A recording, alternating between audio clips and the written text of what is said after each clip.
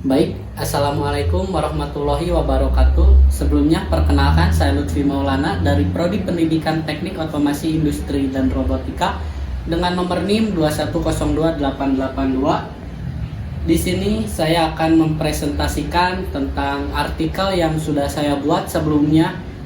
Sebelum itu, pertama-tama marilah kita panjatkan puji dan syukur atas kehadirat Allah Subhanahu wa taala karena dengan berkat rahmat dan hidayahnya saya di sini bisa mempresentasikan tentang jurnal ataupun artikel saya dengan keadaan sehat walafiat. Salawat serta salam tak lupa kita curah limpahkan kepada junjungan kita semua, yakni Habibana wa Nabiyana Muhammad Sallallahu Alaihi Wasallam. Tak lupa kepada para keluarganya, kepada para sahabatnya, dan kepada para tabiin tabiinnya, dan sesampailah kepada kita selaku umatnya yang berada di akhir zaman ini. Langsung saja perkenalan sudah saya lakukan, tapi sebelum itu mengikuti perkembangan teknologi merupakan sebuah keharusan di zaman sekarang ini, karena sekarang yang dimana semuanya bisa diakses secara digital ataupun secara internet melalui perkembangan teknologi yang ada pada saat ini. Nah, di sini saya mengangkat artikel dengan judul Proses Digitalisasi Pasar Tradisional Majalaya. Mengapa saya mengangkat topik ini? Karena topik ini itu berkenaan ataupun itu proses digitalisasi ini merupakan suatu proses yang sekarang sedang berkembang, yang sekarang sedang booming, dan saya mengangkat ataupun saya mengambil tempat artikel saya itu pasar tradisional Majalaya karena pasar ini selain tempatnya berdekatan dengan saya. Di tempat ini saya menemukan permasalahan ataupun saya menemukan sesuatu yang saya rasa cocok untuk diangkat ke dalam jurnal saya. Baik, langsung saja. Yang pertama itu pendahuluan. Yang pertama adalah revolusi industri 4.0, yang dimana itu merupakan suatu transformasi yang komprehensif yang menyeliputi keseluruhan aspek produksi dari industri lewat peleburan teknologi digital dan internet dengan industri konvensional, yang dimana maksudnya adalah perkembangan teknologi yang dibarengi ataupun yang balance dengan industri konvensional, yang dimana industri konvensional melebur ke dalam teknologi, yang dimana industri tersebut sama-sama menggunakan teknologi dari aspek produksi, aspek pelayanan, dan masih banyak lagi aspek yang menggunakan teknologi. Lalu yaitu adalah modernisasi dan digitalisasi, yaitu merupakan suatu proses keadaan tradisional menuju masyarakat yang lebih modern atau masa kini mendapatkan efisiensi dan optimalisasi. Nah, aspek yang ini bukan cocok ya, tapi itu ada kesinambungan dengan judul artikel yang saya angkat dengan proses yang ada sekarang ini. Lalu adalah pasar tradisional di era modern saat ini. Banyak beberapa daerah yang sudah melakukan proses digitalisasi terhadap pasar tradisionalnya, tapi di daerah saya pasar tradisionalnya masih kurang tentang digitalisasi dan modernisasinya, karena mulai dari cara transaksi dan lainnya masih menggunakan cara yang tradisional. Maka dari itu kurangnya proses digitalisasi di pasar saya, maka saya melakukan artikel dan penelitian tentang proses digitalisasi di pasar tradisional di daerah saya sendiri, yaitu Majalaya.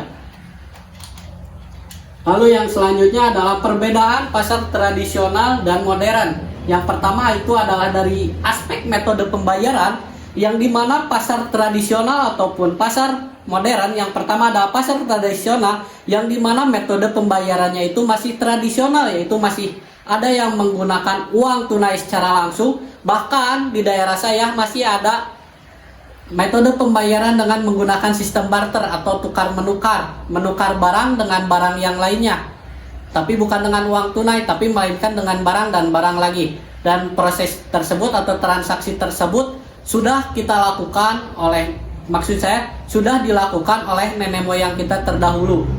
Tapi di pasar modern kita bisa melakukan pembayaran tanpa menggunakan uang tunai. Nah, sekarang banyak terbit atau banyak beredar metode pembayaran yang berbasis digital, salah satunya adalah QRIS, ShopeePay, Dana, OVO, dan masih banyak lagi. Lalu yang kedua adalah gaya bertransaksi. Gaya bertransaksi di pasar tradisional dan modern itu memang ada beberapa perbedaan. Yang pertama adalah gaya bertransaksi. Jika kita menggunakan metode pembayaran secara digital, kita tidak bisa bertemu dengan penjualannya secara face to face, melainkan kita melakukan check out mulai dari pembelian barang, kita mulai melakukan pembayaran itu bisa dilakukan di rumah karena menggunakan sistem digital. Tapi di pasar tradisional, gaya bertransaksi itu kita bisa saling tawar-menawar antara penjual dan pedagang. Kita bisa mengadu harga antara penjual dan pembeli. Itu bisa dilakukan di pasar tradisional dan masih yang menggunakan konsep transaksi tradisional. Lalu yang kedua adalah kondisi produk yang dijual.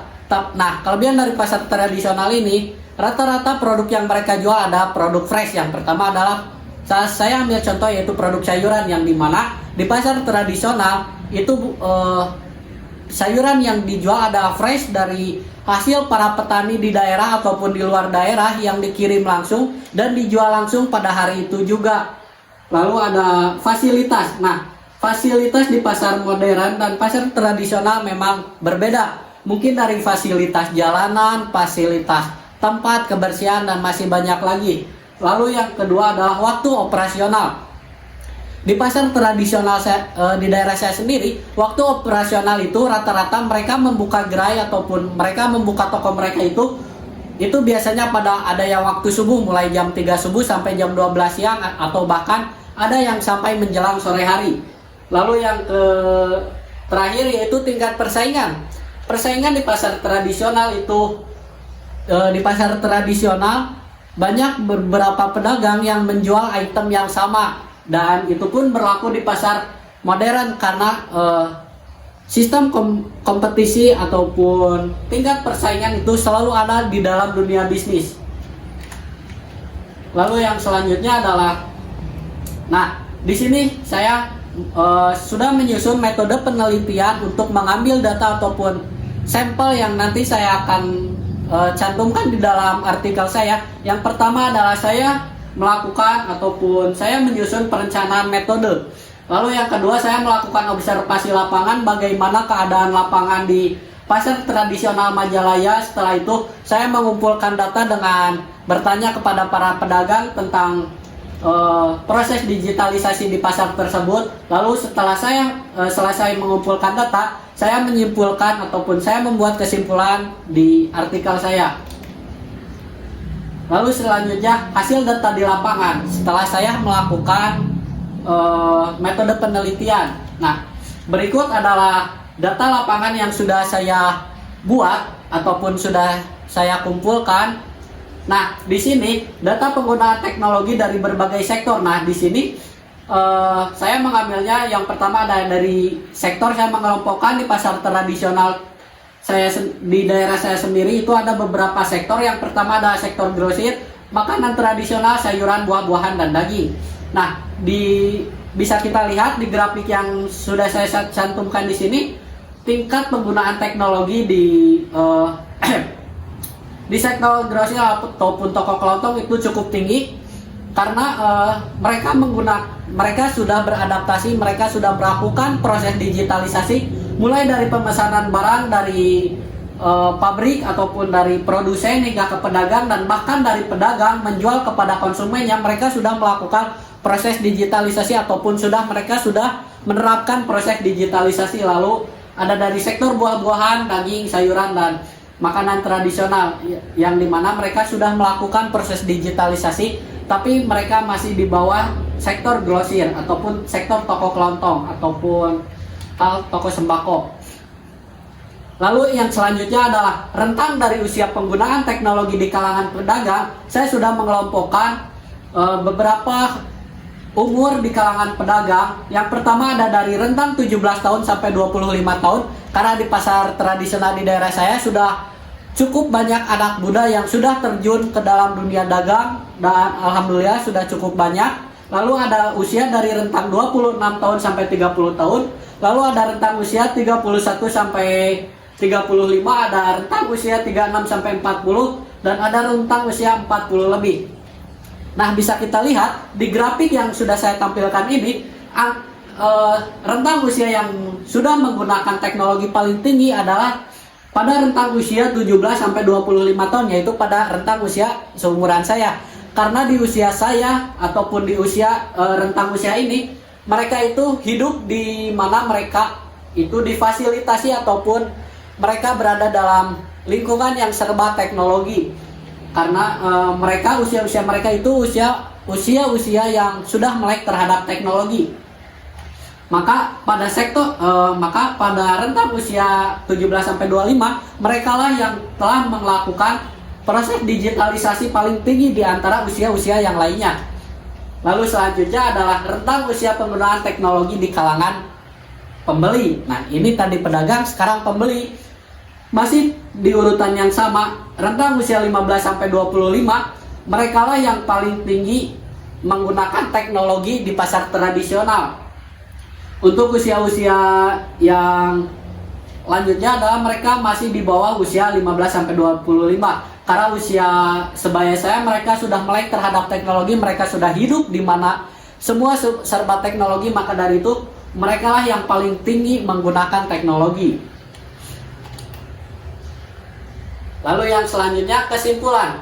Sektor pedagang yang paling sering menggunakan media digital dari beberapa sektor adalah sektor grosir ataupun toko kelontong. Dikarenakan grosir membutuhkan beberapa perangkat digital seperti gawai, internet, kalkulator, bahkan timbangan digital untuk menunjang ataupun membantu proses jual beli dengan para pembeli.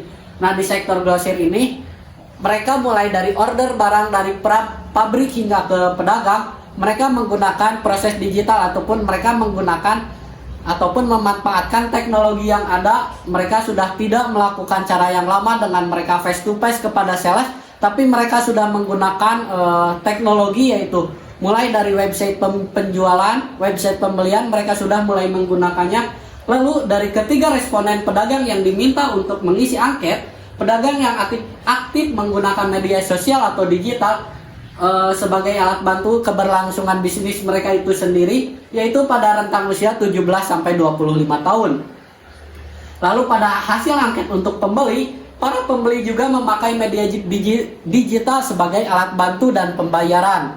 Nah, sebagai rentang usia yang sering menggunakan yang seperti saya sudah cantumkan tadi, 15 ataupun 17 sampai dengan 25 tahun, mereka sudah memanfaatkan teknologi digital sebagai alat untuk membeli ataupun bertransaksi. Nah, mungkin itu yang bisa saya sampaikan. Saya memohon maaf jika ada kesalahan dalam penuturan kata, kesalahan dalam penyampaian dan penyusunan materinya. Saya sangat memohon maaf apabila terjadi kesalahan. Saya Lutfi Maulana pamit undur diri. Sekian dari saya. Wabillahi taufik wal hidayah. Wassalamualaikum warahmatullahi wabarakatuh.